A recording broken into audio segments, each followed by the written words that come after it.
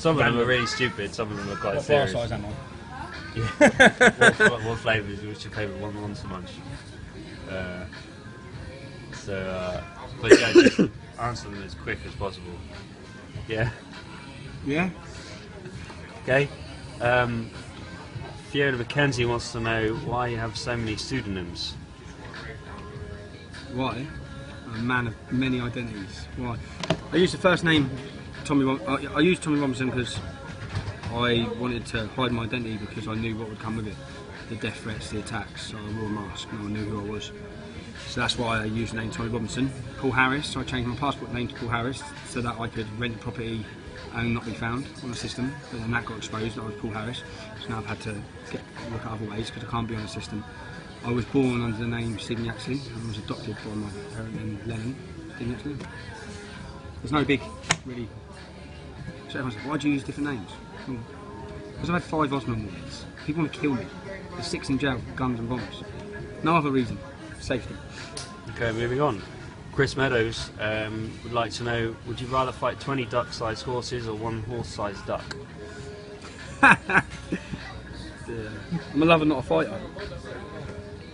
But if you had to, I'd you had to choose the duck, the horse-sized duck. Too random.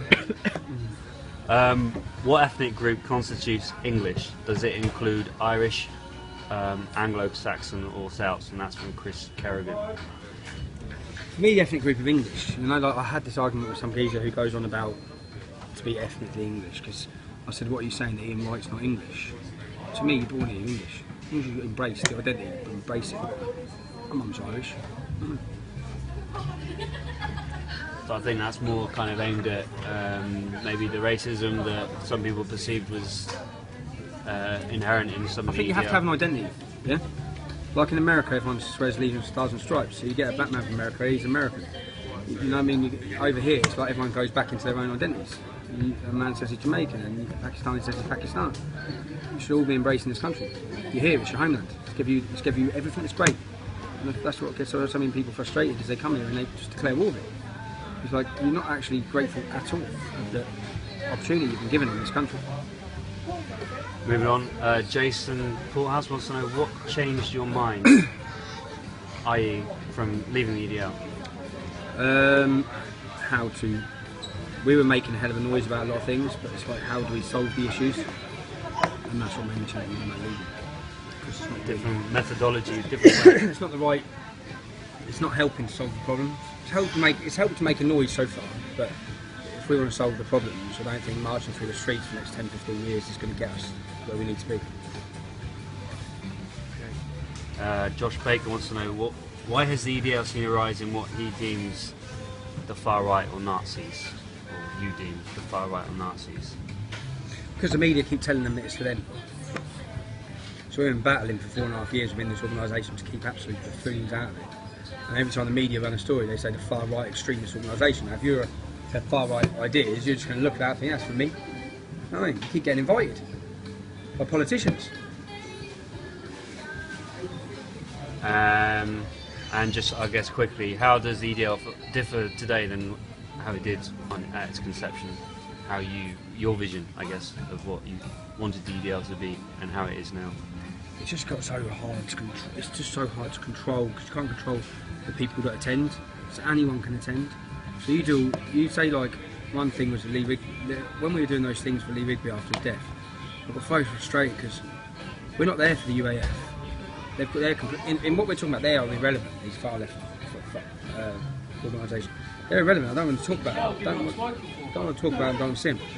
And too many people focus on things like that. It's like, I don't know. It's just got ever so frustrating because our message is a righteous message. What we say, but that's so distorted when someone starts acting like a complete arsehole. So it's just got to a point where it's like, look, this is too important to forget and to allow it to be sidelined and marginalised. It's too important. It is a mainstream message.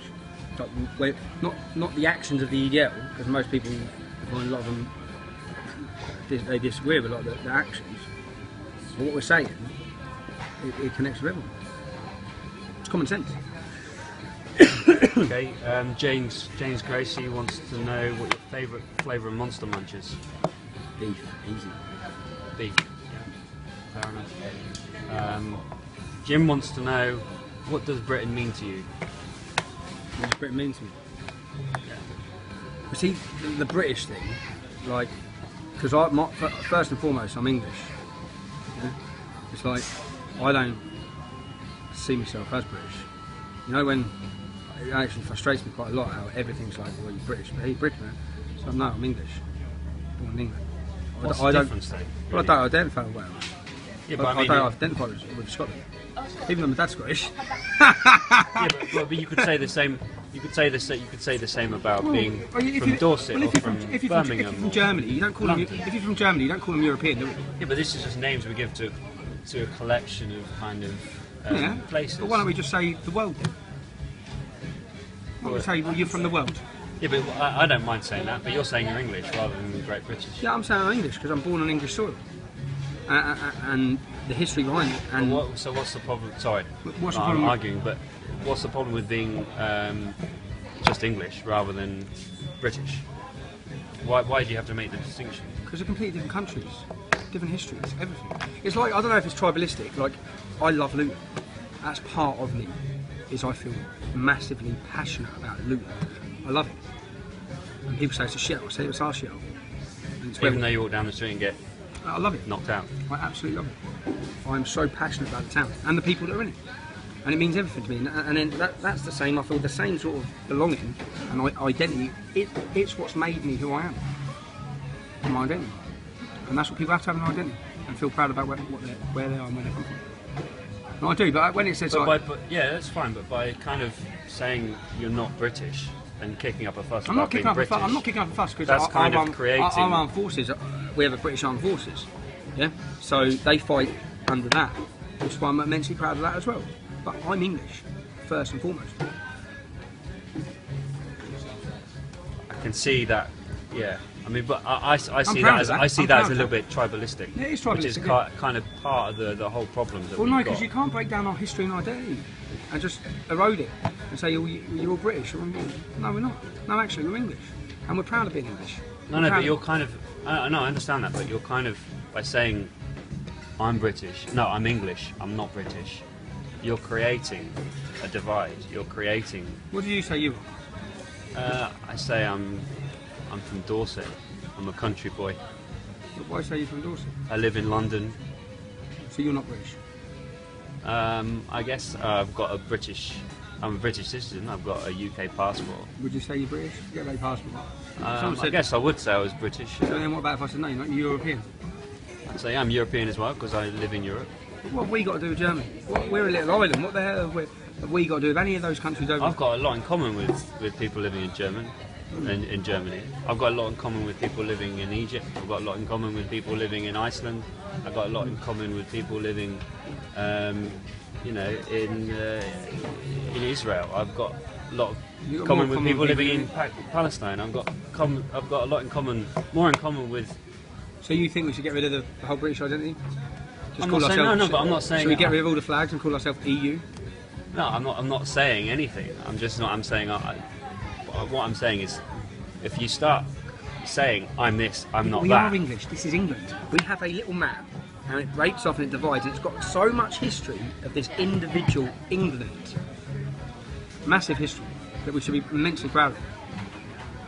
Yeah, but you're doing basically, you're doing by saying I'm English, I'm not British. We need to keep England, all this. No, kind I'm of not stuff. saying keep England, England. I'm just saying that it's part of. It's the same kind of thing as an Islamist or an extremist saying, I'm Muslim, you're not. No, it's not, no. This is my identity, that's yours, stay away. Because I'm saying that away. anyone born here can be English, for me. And they should embrace it, be very proud of it. Well, that's what the Islamic extremists would say, embrace Islam. Yeah, but join it, you're born in England, this country's given you all these opportunities. You should be proud of it. Fly the flag. Yeah, but at the same time you're saying, I'm not British, I'm not this, I'm not that. No, what I'm saying is, I'm different. I'm saying this is a mixture of the flags put together, but we do have our own flag, which we're now somehow. You know, when it's St George's Day in this school, in the town, in this town. Icknield High School sent out a memo to all the children saying, do not bring in, under no circumstances, you will be sent home from school if you bring in even a pin badge with the emblem of St George's Day. Now that message that sends out to those kids is you should be ashamed to be English. But then when Pakistan win the cricket, they've all got Pakistani flags, their identity is put up here. And that's wrong. And what they're doing is why, and that's why kids are walking like that, because they're destroying their identity. And they should have that identity and what it means. And they should be immensely proud of it. And unless you install that pride back in people, you're going to head in a country that don't know I agree with the identity thing, and it's important people know who they are. I just don't agree with the tribalism. But moving on to the last question. Yeah, come on. How much wood would a woodchuck chuck if a woodchuck could chuck wood? A lot. Okay, that's all today. Join us next week. I'm going to be talking to Anjem Chowdhury.